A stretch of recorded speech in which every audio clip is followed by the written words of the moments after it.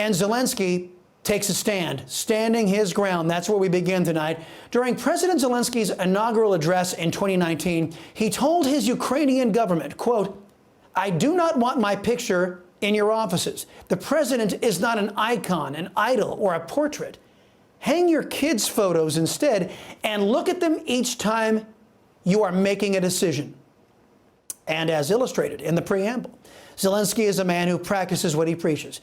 Joining me now, retired U.S. Army Lieutenant Colonel and CEO of Near East Center for Strategic Engagement, Sergei SANGARI. Also with us is retired U.S. Army Lieutenant Colonel and Vice President of National Security and Foreign Policy at the Heritage Foundation, James CARAFANO. Gentlemen, thank you for the service to the country and welcome back. Colonel SANGARI, Ukraine's president is such a stark contrast to those in charge in Canada, like, well, the dictator there, Justin Trudeau, who fled Ottawa because trucks were honking at him.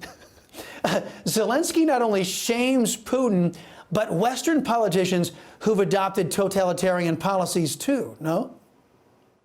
No, it is. Unfortunately, what we do is we put Zelensky in these type of positions. I mean, today, Zelensky signed on a piece of paper to be part of the EU in the long run. Unfortunately, when does the EU come to support him? It comes to support him after you have Ukraine burning from one end of the country to another. You get Ukrainians dying on the battlefield.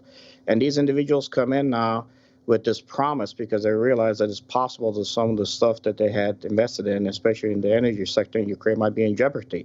I think individuals like Zelensky, as I've said, should be supported to the best of our ability. And if he's able to survive this fight, at the end is when you come in, EU, and you go ahead and sign that contract, bring Ukraine into the EU, and possibly even make you a member of the NATO in the future. But it's all depending on how the fight turns out.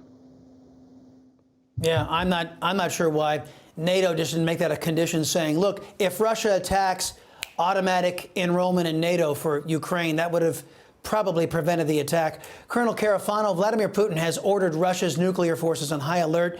A number of U.S. officials are questioning his mental state.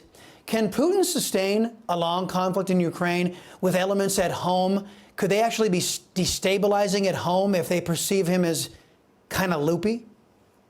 Well, there's a couple of big variables there. First of all, you have to remember, in terms of him holding on to power, this is a former KGB agent. This is a guy who knows how to stab other people in the back before they stab you. So I think holding and controlling power is the name of the game in this kleptocracy. So I think it's kind of wishful thinking that somehow the government's going to get toppled. It might, who knows?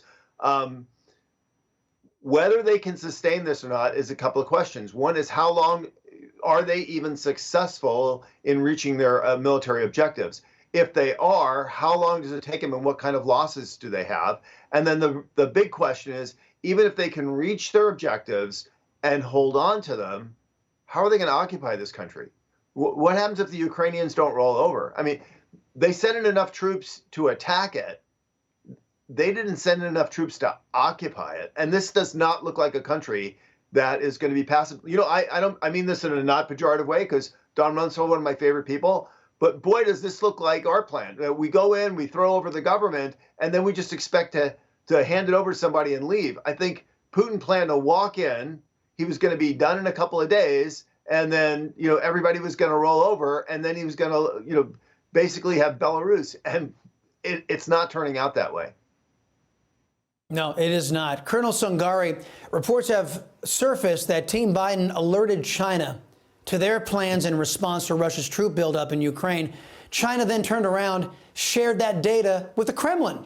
Now, aside from being criminally stupid, is it wise for any occupier of the Oval Office in the United States to be giving top secret information to a known enemy to the United States?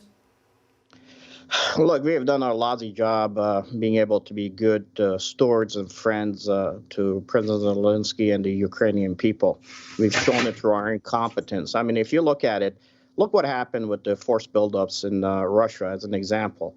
Zelensky came into office, and one of the things that he did go after was the companies that were tied to Russian oligarchs, one of them being the Motor Sig, which he tried to go ahead and nationalize after there was a possibility that that 117-year Russian company had already made agreements to possibly bring some Chinese investors in. Well, that company actually builds the capacity of the eaches of all the component pieces that the Russians use for their military aircrafts and their rotary. When he nationalized it, nobody told him that this might cause a war by bringing the Russians and the Chinese, U.S., and the EU to fight over their resources in Ukraine. He turned around and struck a deal with Turkey for 50% of the stock to be a backdoor into the EU, because he was trying for the longest time to get the EU to agree to bring him into the EU. This way, they put him in a position where it really forced the Russian force structures to start maneuvering against them. And then now fast forward to July 13, after the July 12th letter that was signed by Putin declaring what his intentions were for possibly trying to squeeze Ukraine. And a decision is made by the advisors to Zelensky to have him call President Xi in order to tell President Xi that Ukraine can become a bridge for China into the EU. And today, what's happening, and this is why I'm angry about it, is the fact that the EU today, as Zelensky is negotiating with the Russians, he's under fire. Ukrainians are dying. Their people are refugees. Now is when the EU comes in and says, sign the piece of paper to protect our economic interests in the region. He's doing his best to survive. It's unfortunate that we never advised him well and put him in this position. Colonel Carafano, I'm going to ask the same question to you. Is it wise for the guy who sits in the Oval Office to be sharing with a known enemy of the United States intelligence on how we're going to respond to another country, knowing that China and Russia have been conducting joint military exercises, that they both have unified with one goal, to destroy the United States? Is it wise for Mr. Biden to be sharing classified information with communist China? Well, look, there's a clear pattern of behavior here of this administration who claim to be the adults are back, not comporting with kind of the normal reality of geopolitics and statecraft. While they were trying to warn the Russians out of Ukraine, they approached the Russians and asked them for help in negotiation with the Iranians, which of course is nonsense because the Russians have the Iranian side, and it's nonsense because of course the Russians view that as the Americans need us, therefore they're less likely to be serious about defending the Ukraine.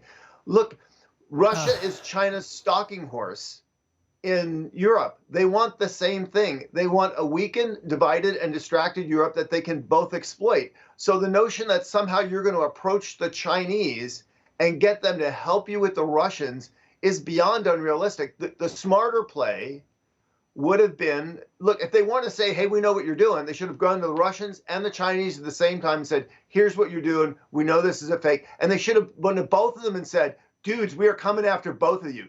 They should have held China accountable for enabling, empowering, and cheerleading for Russian aggression, not asking them for help in killing Ukrainians. Man, the decisions being made by the Biden regime, in my opinion, the policies and the decision-making is criminally stupid, from Afghanistan all the way to this current crisis. Lieutenant Colonel James Carafano, Lieutenant Colonel Sarji Sangari, gentlemen, thank you for the service to the country and thank you for your time today.